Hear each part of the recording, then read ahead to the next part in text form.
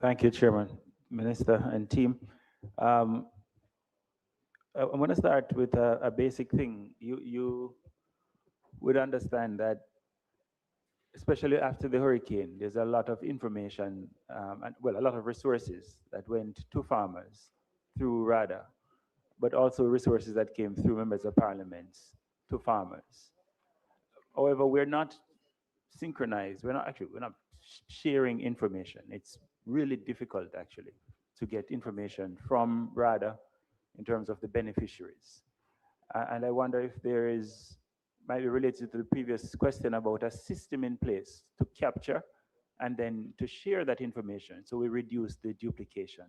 Is that something that is provided for? Can you speak to that? There's a system in place to capture, right, beneficiaries. I do take the point in relation to how do we avoid duplication. RADA is now finalizing a framework to have a structured engagement with MPs, right? I think that is critical, right? Is as much as the SDC engages with the MPs, I think RADA has to engage with the MPs.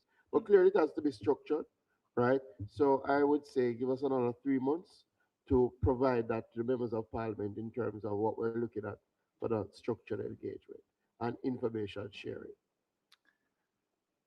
Okay. Thank you. We look forward to that. At activity 10005 speaks to the 4-H club, the 4-H movement, but there is no specific mention of school gardens and gardens in schools. Is this where that will be dealt with? And the second part of it has to Where? do Sorry, I never heard the first. activity 10005, the 4-H movement. Yes. So that covers, Yes. So it yeah. is dealt with under the 4-H movement allocation, and Do we're you increasing the allocation to school gardens. Mhm. Do you have a number, and can you speak to the trends in terms of school gardens in the country?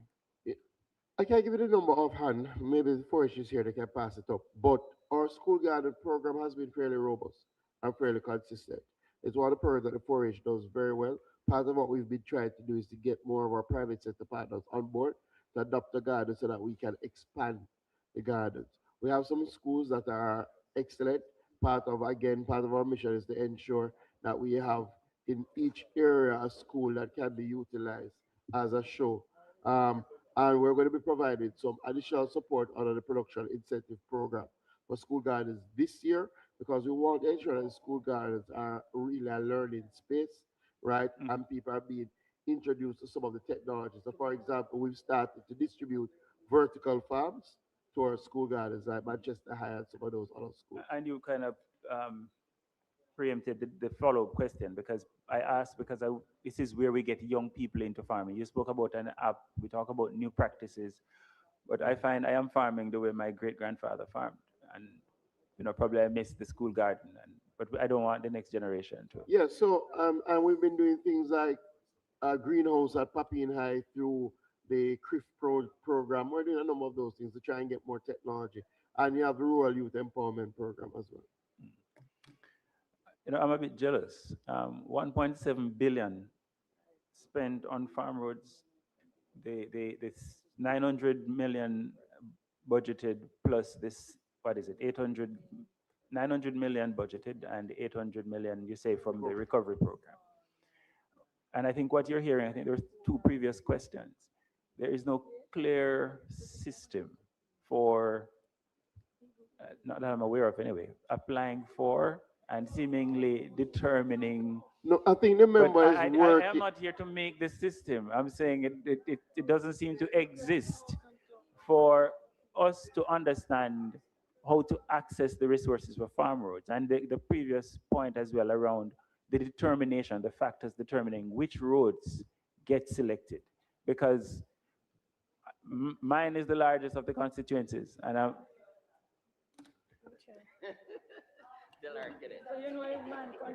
yeah, come to Southeast and I'll show you. Um, come to Southeast.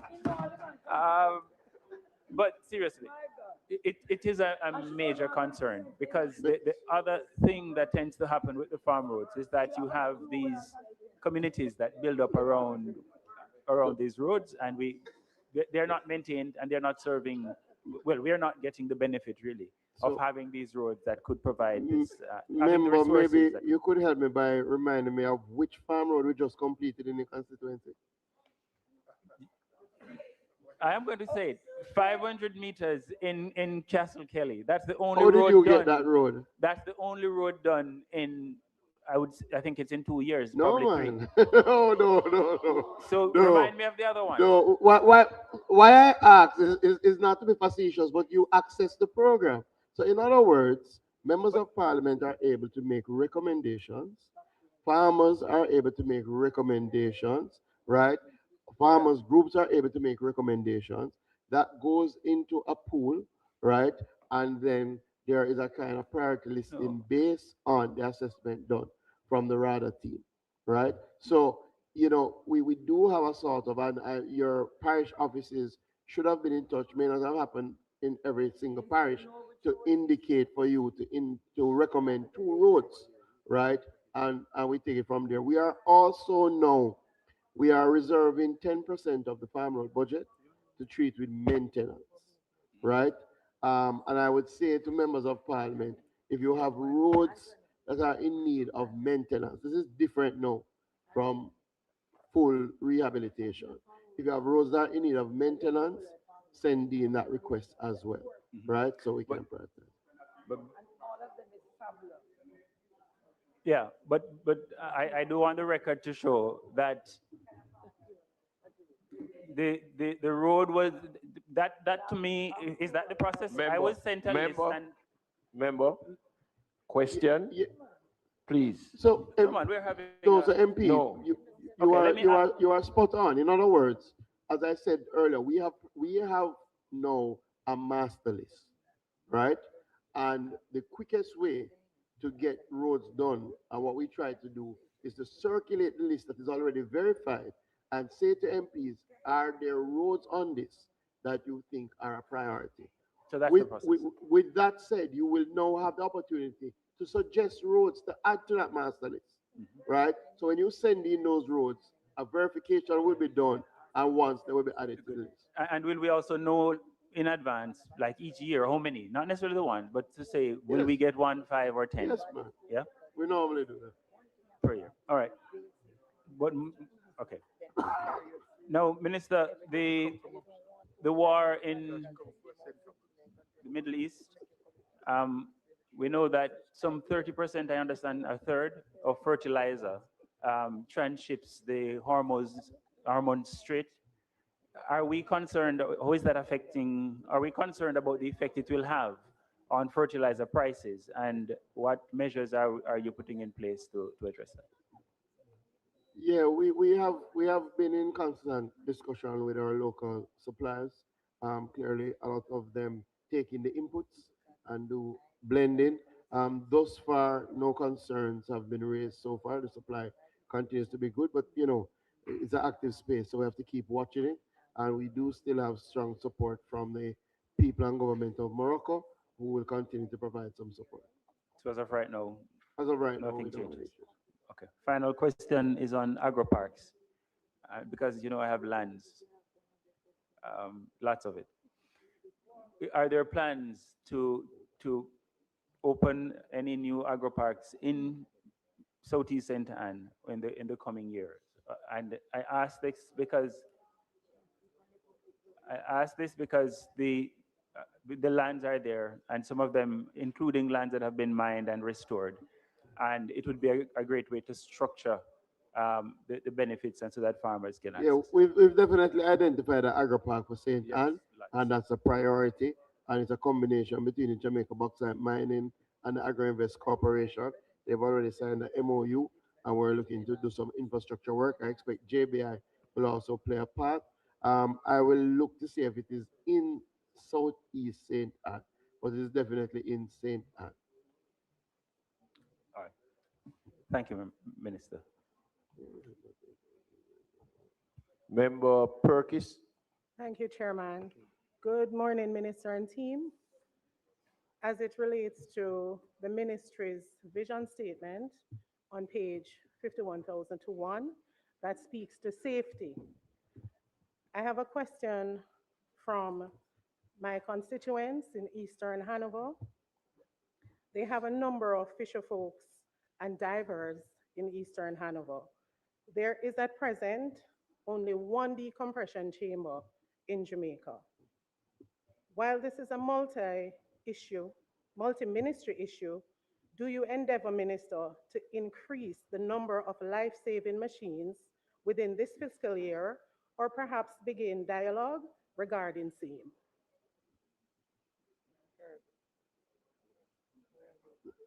It's a very good question, Member Perkins.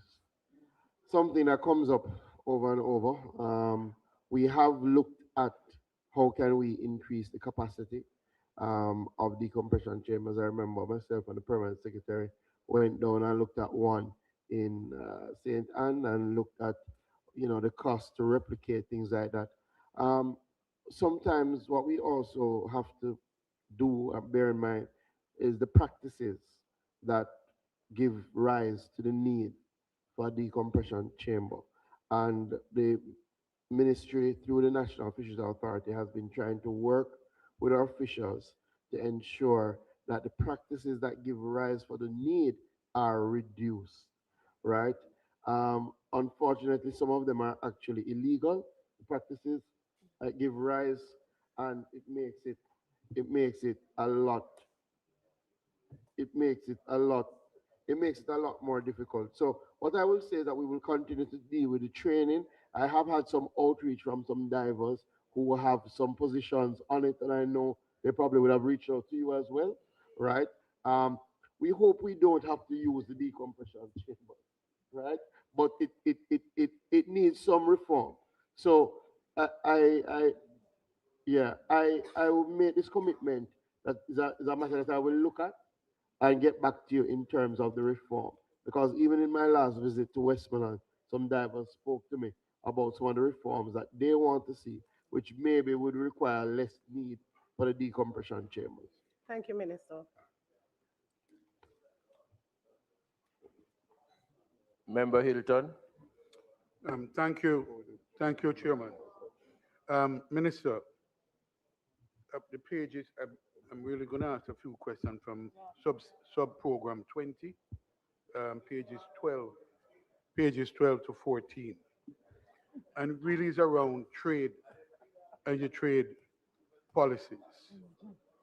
Um, Firstly, Minister, there are a number of challenges that you face in both exportation and importation.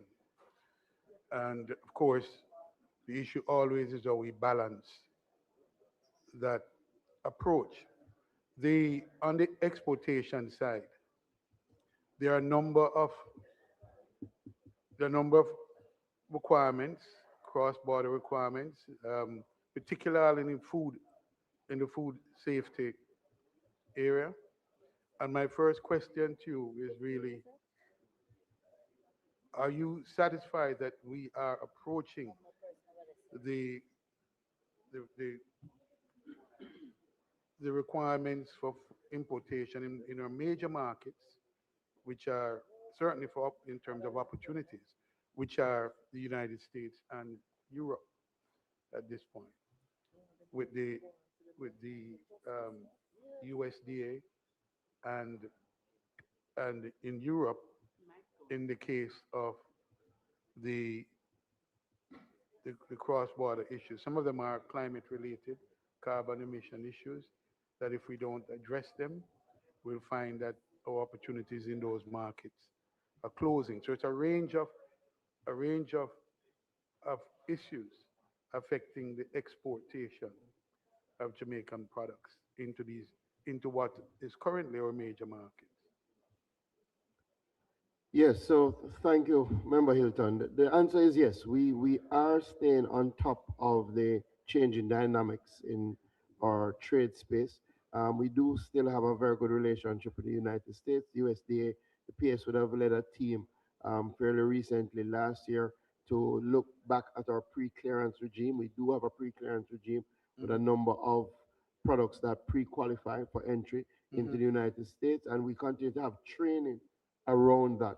With the EU, we have been engaging them wholeheartedly, and in fact, we have an additional amount this year of 78 million to our plant quarantine produce inspection division to support measures to manage crop diseases, support pest risk analysis, which have become more important. We're also looking at our traceability standards, and I've been looking at how we use technology. And we had a wonderful meeting facilitated by the Minister of Foreign Affairs with all our heads of mission in those main markets. And we highlighted where we were having challenges so that they could take those conversations on the ground. So we have been ahead of it and we have been complying. And I think thus far that has been going well. Related to that, Minister, is the whole question on the domestic side of the institutional support that our farmers would need if, in fact, we're going to take advantage of what clearly is an opportunity for Jamaica. And that is the customs and what happens at customs in both the importation and exportation. The experience that I'm hearing from importers, exporters is really the bottleneck that has been created at customs. What is there a interagency effort involving the critical institutions, agencies at border to ensure that we have a much better working and seamless arrangement to facilitate both the importation and exportation? Because if we don't, then part of the competitiveness of our products are being adversely affected. Yes, so there is an interagency framework that we've been working on for a long time. And I think the Ministry of Agriculture with our border regulatory authorities have really played a big part in helping in that regard. There's a J-Swift system, which everybody sort of plugs into. It has its challenges, right? It's still work in progress, but it is moving. Definitely, there needs some strengthening on the importation side to ensure that illegal agricultural imports are not making their way into the space. That is something that we have to strengthen because that undermines all our trade engagements. And clearly, there has been work on the export side to make it a lot more efficient and seamless, but we continue to see how we can move that forward. Just to say, we are working with the farmers in terms of things like export clinics. The cabinet has given us sign off to develop a traceability framework. So we're working on all of those things as we speak. Um, in that vein, Minister, I started by asking about talking about the markets. With what is happening in some of our major markets, the US in particular, the tariff, I've heard from some farmers that they are being adversely affected. Their competitiveness in the market space is being affected by the Trump tariff, if you will, 10% across the board. Have you had any discussion with our farmers or exporters in particular, and what is the advice or the strategies that are being developed in order to respond to that particular challenge? Yeah, so we have been undertaking analysis to look at Minister, how. can I Yes, humbly and with great respect intervene? absolutely. We're now at Amen. 12:29. Agree. We started at 10:30, which means we have gone 2 hours so far, and we have yet to approach the mining section of the ministry. If our average time is 2.5, 3 hours, then I suspect members are well prepared, as I am, for us to be here until 12 o'clock tonight again. Yeah. And if and if that's the agreement, The only sad thing is last night at 12, there were only 4 members of the opposition in the house. So Yeah, but more 5. tonight. There were 5, not 4. There were 5 in the house last night. No, but colleagues, They'll be here tonight. the issue We're is holding up the I time. have Make the no point. challenge in being here until 5 We're o'clock holding tomorrow up the time. morning. Make the point. But please do remember, Interrupting my question. I am asking that you have some consideration for the public servants Interrupting my question. who attend upon the house from early this morning Yeah. and are caused to sit here for 6 hours, Yeah. in some cases 7 hours. Yeah. So while we are well Minister, here, I want you to finish. I'm my line. I have asking two that more we questions for you. Let me hold this manage our questions in a manner and maintain our questions as it relates to the line items within the book. And I'm asking the chairman I'll give it my page. to intervene in the management of the line items and the questions being asked. Thank you very much. Yeah. So, Minister, if I may continue, I pose a question about the tariff and how we are dealing with that. Yeah, so the analysis that we've been doing has not shown any significant impact. We continue to track the situation. Is that a Clearly, product by product or just global overall?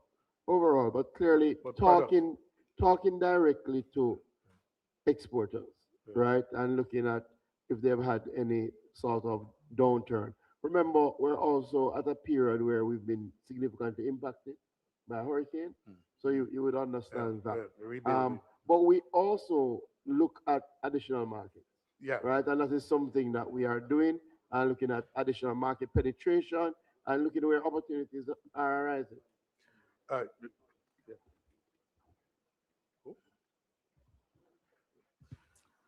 So that's where I want to go next, the additional markets. Minister, we have, in the context of all that has been happening, tarification and all of that, there is a need for diversification of markets.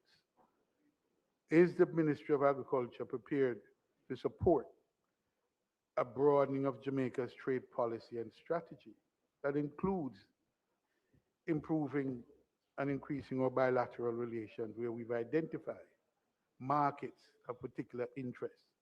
Member Hilton, you name the page and the line that you're speaking to. I So- did from the very beginning. No, but we realize that you're not there anymore. No. He mentioned the bilateral. He mentioned markets. Member, He please. mentioned, Minister No, mentioned whether markets. he Man, mentioned market you're just in wasting time. You're just another wasting question time. that was asked and he mentioned market. You're just now wasting time. member, he may have made mention of market in another answer, another response. But you are asking a question now. Give us the line and the page. Please.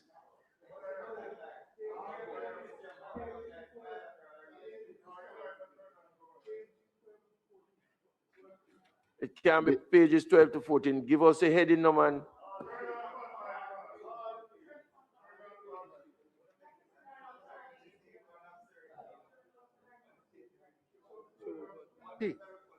Sub-program 20 is where I started and I still remain The, on sub-program 20. the answer is yes, Member Hilton. Now, Our trade see, share what policy time? is sufficiently broad and we're looking at new bilateral arrangements. Wait for the next ministry. Next. Yes, Minister. Next. Yes, next. Chairman, I think Member Hilton is finished. No, I have one more question. Minister, the critical facility on Marcus Garvey Drive, is the ministry clear about what it will be doing? Is it privatizing? And if so, how to ensure that this facility is optimized because it is critical to agriculture, to trade in general and agricultural trade in particular. We answered this a little earlier, the AMC complex. We're looking for a public-private partnership to ensure efficiency and to still focus on agriculture and export. So entertaining an investment, an investor interest. But it will be a public-private partnership, yes. Okay, thank you.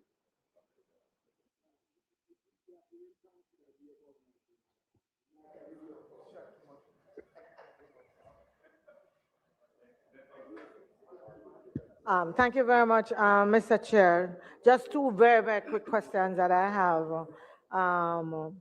51,005. Minister, you had spoken before about the programs, the support officials, and I raise it from the perspective of Southwest St. Andrew, only because the Fisher's Corp is normally really very responsive and they're normally on top of their game. I want to make sure that though at this time, that a little bit of, and I think I sent a letter last week, a little bit of leniency is given to them as the chief leader who has carried almost all of the work for that cooperative went missing a couple of weeks ago and he's still missing, right? So they are a little behind. They are a little behind in terms of what they're doing. And I want to make sure, therefore, that, you know, a little bit of leniency is paid, is given to them, and a little attention is also paid to the submissions that come in from them at this time. So that's one. And then, Minister, I don't know if anyone has ever told you that the RADA parish office in Kingston is the worst. It's not the first I've said it here. We have had some, it's debatable, but we have had some improvement in the past. But every single program that is announced and a call, them don't know yet whether or not Kingston is involved. Yeah? And they're never able to tell you what you should do, when you should do. You just have to send in. I think that as a member of Parliament for Kingston and St. Andrew, we don't have a lot of agricultural activities and that kind of stuff, but we do have few. You know, we have our fisher folk, we have some rural farming and so on. And therefore, I would want to make sure everything, we have never been able to get a clear answer from them about what to do, when to do, and how to do. And I just wanted to place it on record. So, thank you, member. Firstly, I'm very saddened to hear. I hope he returns safely.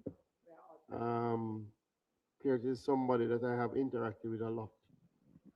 Very active, very vocal, and advocates for the fishers significantly. So, I hope everything works out. Quite to the contrary, we have a lot of good reviews in relation to the Kingston office. But I see the challenge. The reviews seem to be on the St. Andrew side. And I understand the challenge. So the CEO is here. I would have heard you. As I said, we have to have an MP engagement, right? So we have taken that into, we'll take that into account.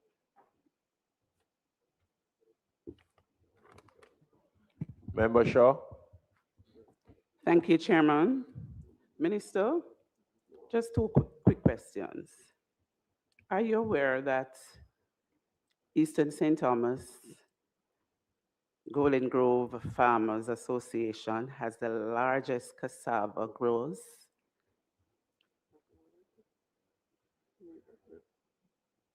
More than aware, you should ask them, you know, how they got organized. All No, right. on our serious. A follow-up question. Yes, A follow-up question, Minister. The sugar, you know that sugar was king in the East. And all of those lands are under the auspices of the SCJ. And these farmers lease the lands through SCJ. In terms of security of tenure, to to access loans, they are having difficulty.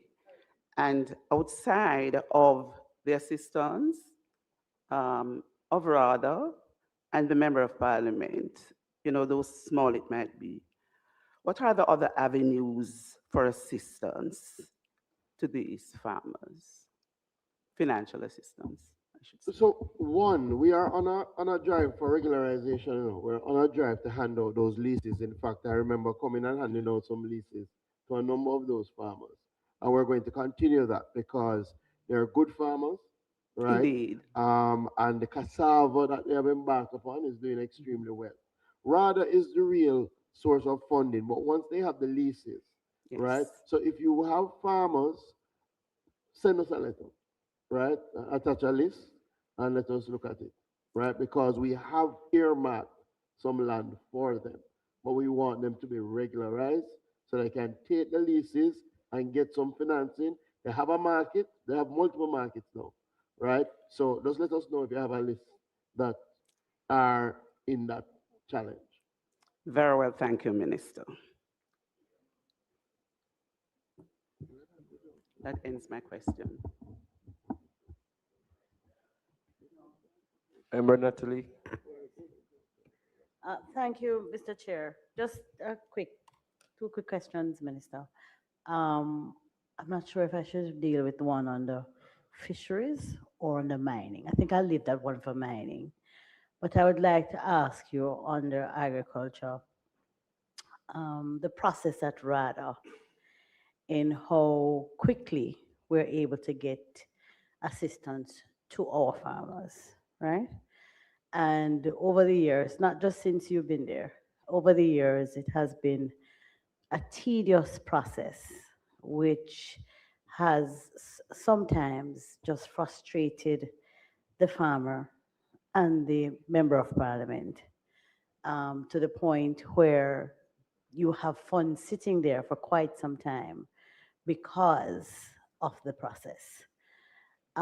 If you are determining that someone is to get a chicken project, for example, and rather determines that they need to go and to see the location where the chicken is going to be housed, I have no difficulty with that. As long as you have the staff to be able to do so in a timely manner that allows for us not to cause the farmer to be deprived of the benefit, number one. Number two, there's this insistence now on farmers getting registered before receiving a benefit, right?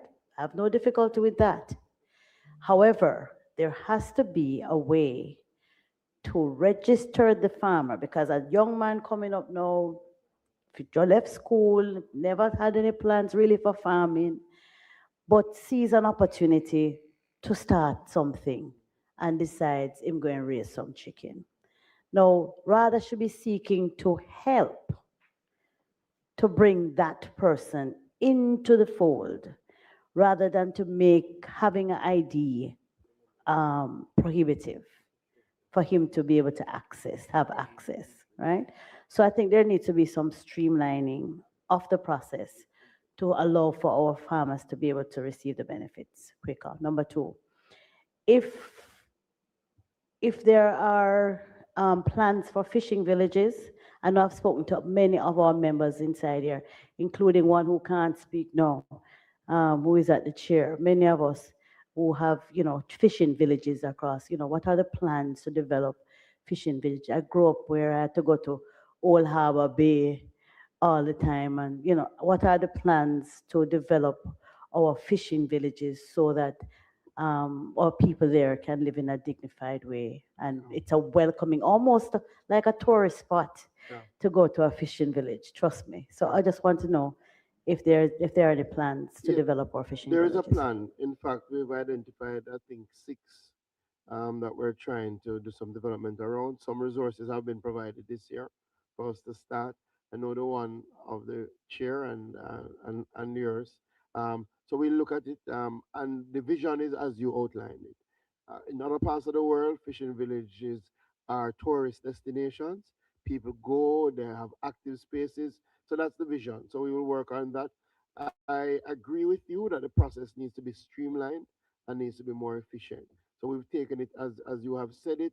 What we have to do is work out almost like an entry level um, identification, right? Because what I do here, as you have said, oftentimes the radar officer is looking for the person who has already started the farming enterprise, but you have some people who are new. And we have said that where the MPs recommend people, the drive should be to get them registered, not to turn them back, to get them registered. So we will work on that. So hopefully by next year when we come back, no, immediately. I expect that by next year when we come back, you won't have this concern. Yeah.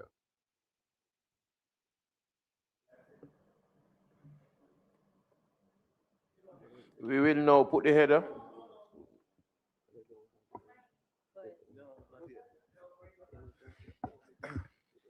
Yes, Minister. Devan, one question. In particular, it is in relation to the um, SCJ Holdings, National Irrigation Commission. Those entities depend heavily on appropriations in aid. Now, the question is within the context of the proposed factory in Clarendon, southwest Clarendon, but really on the Vere Plains, in terms of the delay in the commencement of the factory. How does that affect the appropriations in aid or at the budgeting or the anticipated appropriations in aid? And how will that affect the functioning of these entities, particularly the Sugar Company Holdings and the Irrigation Commission? As well as, could you provide us with an update on the status of the proposed sugar factory in on the Vere Plains? That is the one to replace Money Musk. Thank you.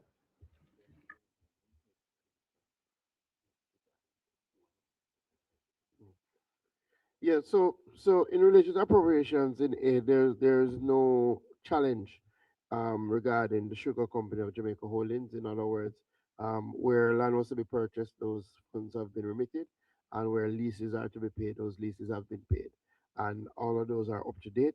And then in relation to the National Irrigation Commission, they would not expect to start taking in as yet until the development. I have set up a meeting with the team next week to get a comprehensive update as to where they are. They have indicated in relation to some of the background planning processes.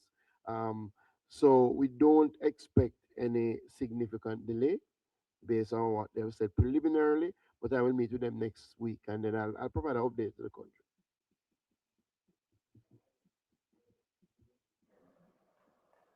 Just on a positive note, Ministers Favour Williams, myself, and MP Robinson support the farmers market at the end of the month.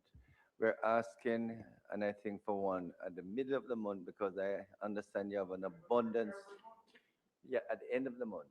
But I'm asking for one next week at the middle of the month, so we can get some of the produce that the farmers have a surplus on into Kingston, and both Member Robinson, Minister Williams, and myself will get our residents.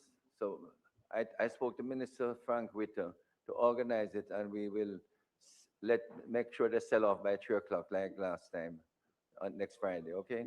No problem. We've already asked the JAS to work with us on it. Um, yeah, to move it to bi-weekly, to move it to bi-weekly, to move it to bi-weekly. Member Paul, Yes, Chairman, my questions will relate to the public bodies. Book, first question, the Jamaica bauxite mining is projected to lose $100 million this year. Why so in the face of the best prices for aluminum in quite a while?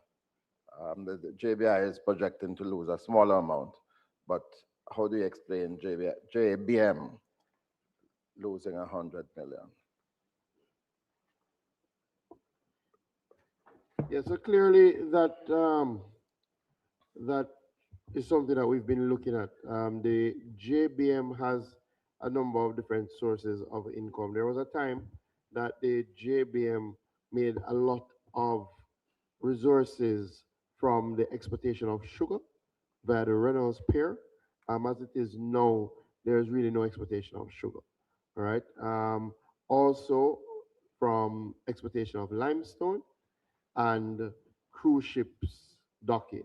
Now, what we would see happening, one, there's been some decline in terms of the exportation of limestone, and also with the Otorius Pier coming back on stream, there's expected to be some decline in relation to operational, um, in relation to the cruise ships docking. There are also some increased operational expenses because in order to ramp back up the resources that we get from the Reynolds Pier, right, we will have to do some work on the dilapidated assets, right? And we are spending more now to try and repurpose land that is not making any resources. So, for example, we're developing the Litford Commercial Park.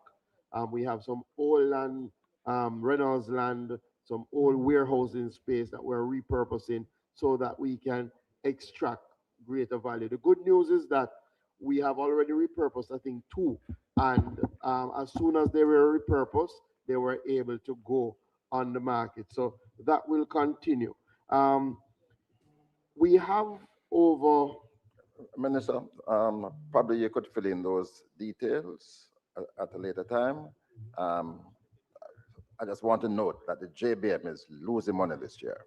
Can I just go on to the next question?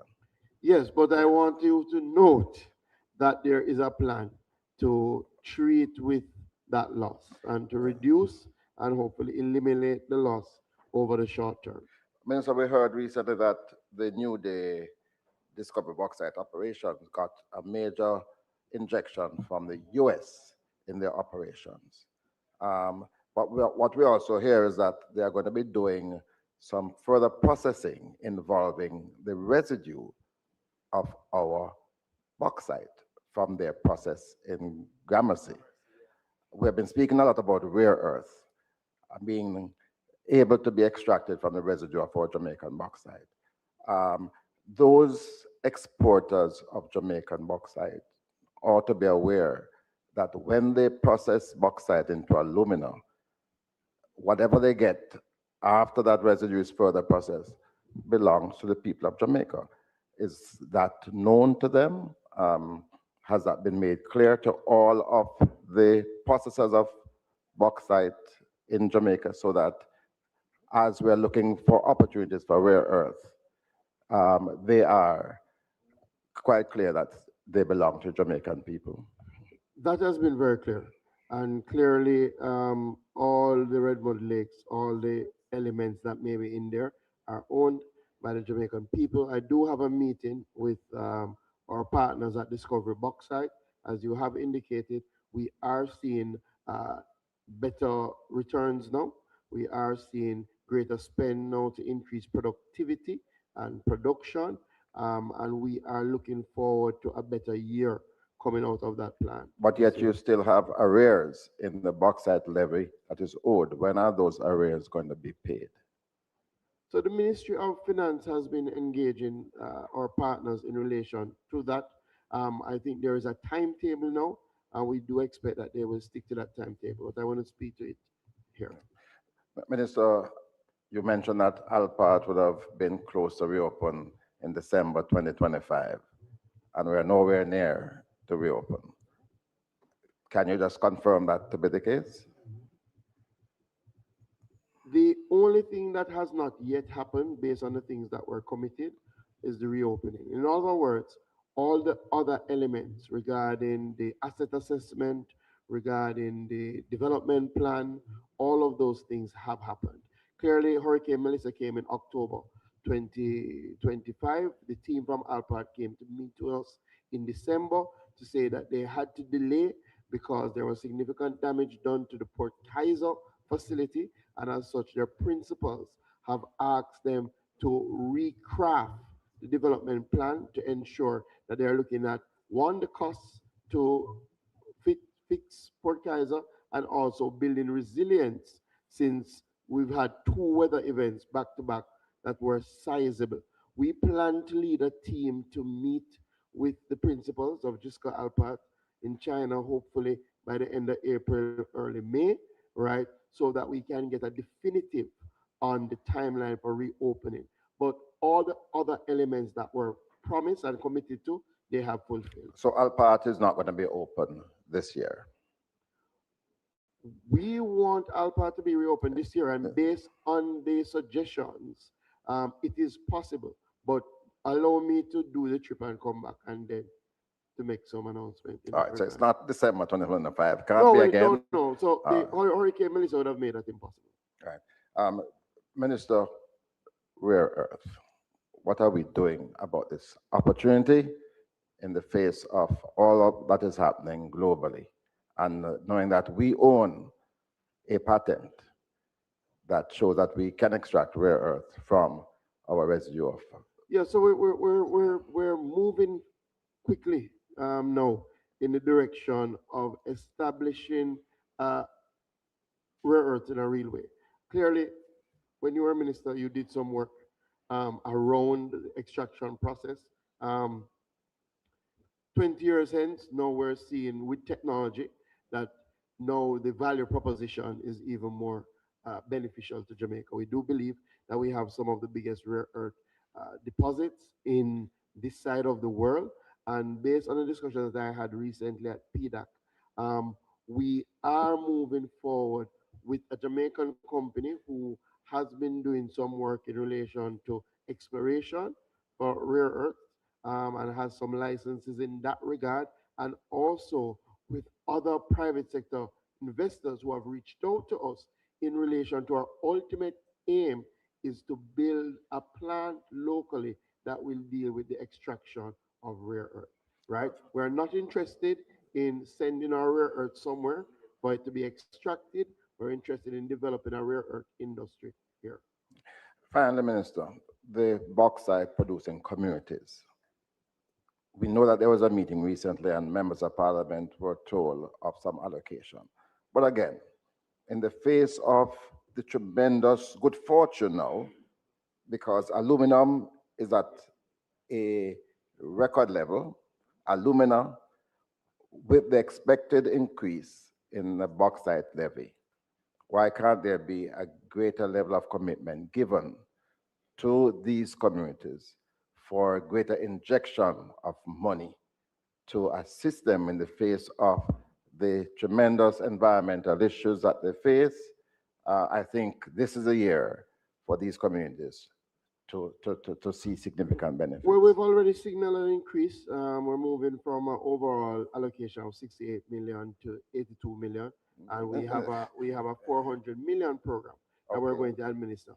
I know that I've already had some discussions with the Minister of Finance, especially in light of Hurricane Melissa and the damage done in some of these areas, for us to craft a program to look to take some additional funds from the Capital Development Fund. We have to, we're not going to spend the money before we get it, but we are definitely looking to do more, especially as I've said, to focus on these communities with their issue with potable water. And the Minister of Finance has frankly said that it is something that she is willing to consider in terms of an additional drawdown to treat with some of these issues.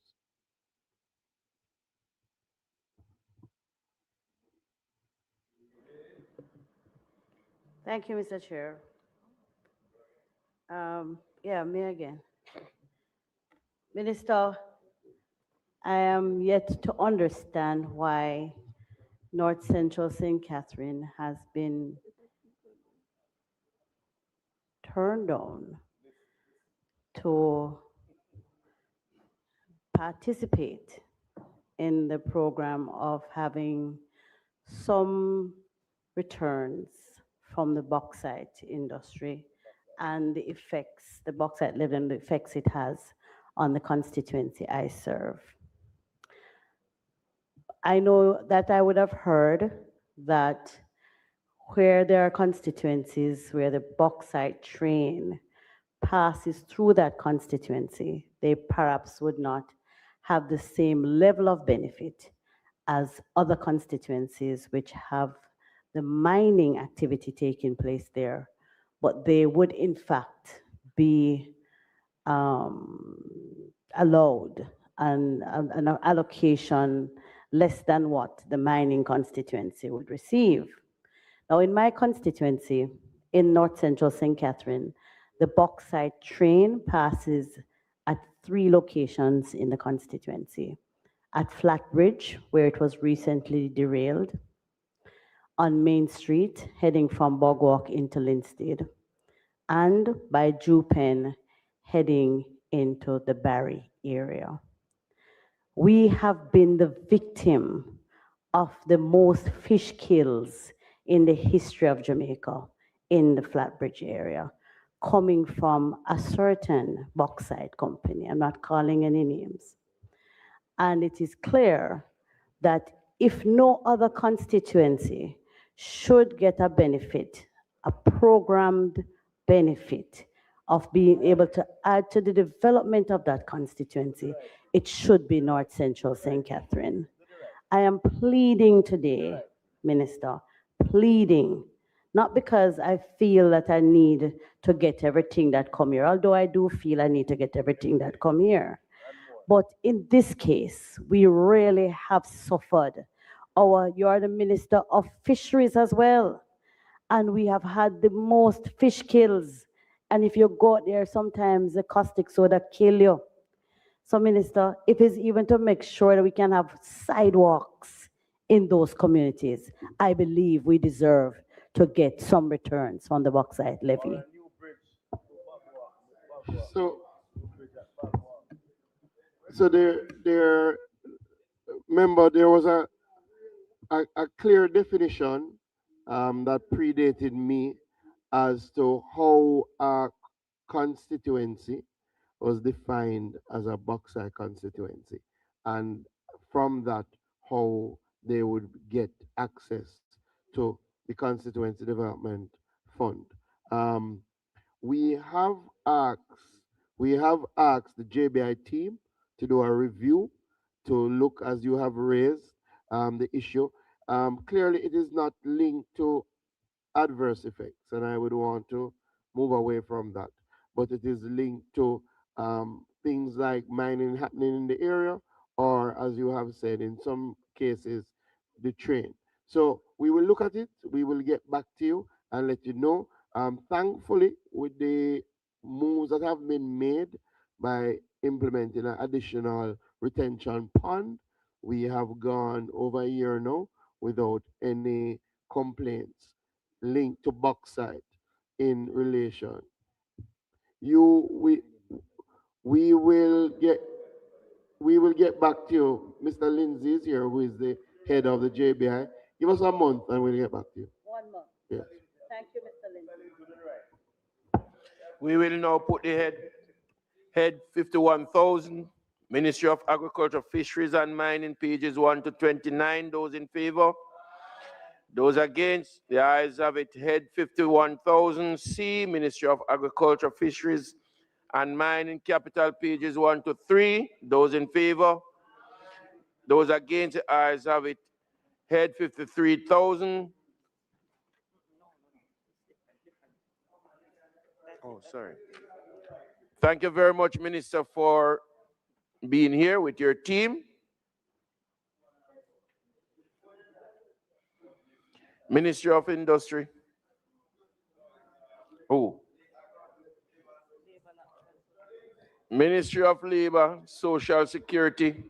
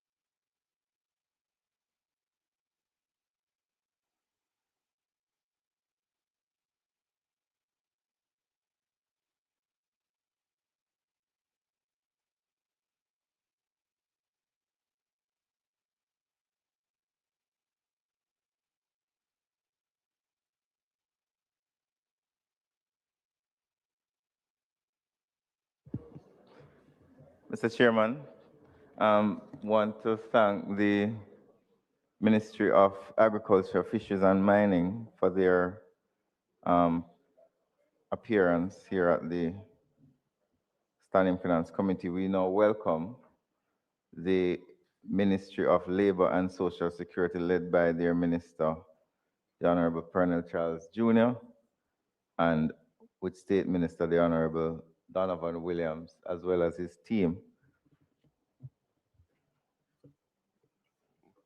Minister, you may proceed.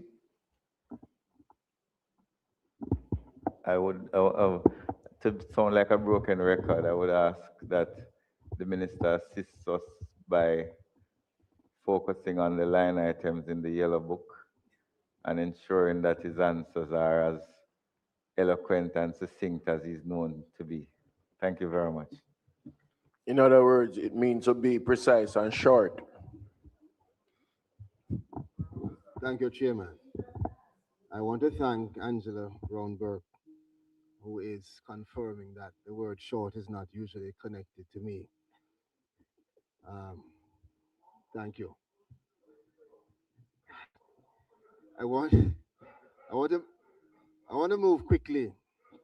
All jokes aside, we move quickly. We're pleased to appear before the committee today on behalf of the Ministry of Labor and Social Security. And of course, with me is my State Minister, the Honorable Donovan Williams, Permanent Secretary Dion Jennings, our Chief Technical Director. Minister, you may want to speak directly into the mic so that. Yes. Chief Technical Director Audrey Dear Williams, and Ms. Gillian Corodas, as well as Directors Morris Anderson, Anderson Thomas, Mr. Denane from the NIF, and others who have joined the team.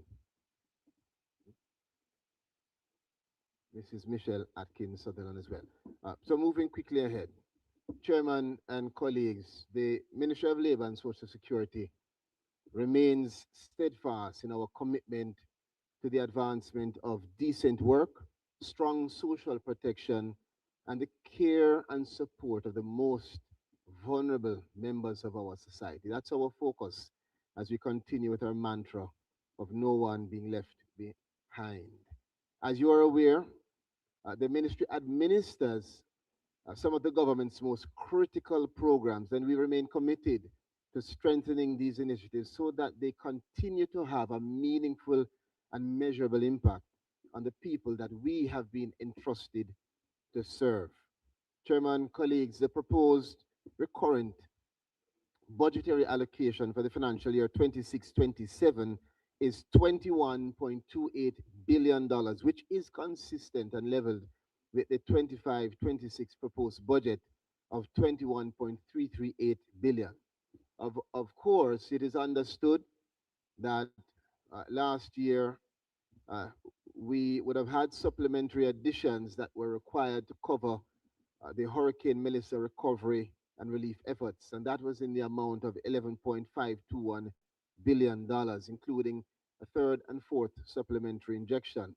The third supplementary injection was in the amount of $1.364 billion, and that was used primarily to cover related administrative expenses, as well as $155.178 million coming from UNICEF, representing a grant assisting 40,000 children and lactating mothers on the path who were affected by Hurricane Melissa. Additionally, $32 million from UNICEF, again representing a grant for 1,500 children with disabilities affected by the hurricane, and also 32.4 million from the IDB for emergency assistance following the passage of Hurricane Beryl, and that was in the amount of a reimbursement for expenditure incurred as a result of Beryl in 24. Finally, in the fourth supplement, as most of us know, is the $10 billion allocation earmarked towards the ROOFs program, Restoration of Owner or Occupant Family Shelter program. Chairman, the proposed estimate of expenditure for this year, 26-27, reflects increases across several key programs and agencies within the ministry. I won't name all, but I will highlight a few. To start with our senior citizens. The Senior Citizens Welfare Support under the NCSC, which is the National Council for Senior Citizens, will see a 44.3% increase, representing $22.248 million increase over the previous year. This allocation will be used to strengthen, in particular, our Meals on Wheels program, which is a critical program for us across the island, as well as to advance the critical organizational review of the NCSC, which will see us becoming much more efficient and structured in terms of the support offered to seniors across Jamaica. Additionally, our vulnerable seniors will see increased benefits from a major increase of over 50% in the social pension program, a program which colleague members of parliament will identify as an instrumental program to help particularly the vulnerable senior citizens with an additional $500 million over the previous year, representing the government's continued support for elderlies, which is needed for this program. We move on. I'll highlight also the work permit services that will also see an increase, in this case of 32.53%, and the increase will particularly go towards advancing the modernization of the unit itself and the digitization process for the work permit system. The JCPD, also the Jamaica Council for Persons with Disabilities, will receive a 42.8% increase, representing the increase and advancement towards assistive aids, economic empowerment grants, and general rehabilitation support for persons with disabilities, which I know is fully supported by colleagues in this honorable house. And lastly, I'll highlight the early stimulation program. That program that focuses on children with disabilities under the age of 6 years old, Chairman. We see a 16.5% increase there, which will be utilized towards the provision of additional physiotherapy, therapeutic, and clinical services. And we have much more to come for the early stimulation program and children with disabilities in Jamaica. On the capital side, the ministry has been allocated a proposed capital budget of $300.932 million. This also represents another increase, this time a whopping 122.9% increase over the previous financial year. This is to support the continued implementation of our critical Spiro project, which is our strategic program for strengthening social protection and labor market services in Jamaica. It's the nucleus of the entire ministry. This was signed in the 24-25 period, got started last year, 25-26, and now we're moving into our second active year of implementation. And under this initiative, Chairman, the ministry will advance a comprehensive social protection information system, which will integrate the various social protection programs into a unified platform, of course, increasing efficiency and effectiveness to the benefit of all Jamaicans. This system will strengthen transparency and service delivery across the ministry's programs as well. The Spiro initiative also supports several critical reforms, including improvements to our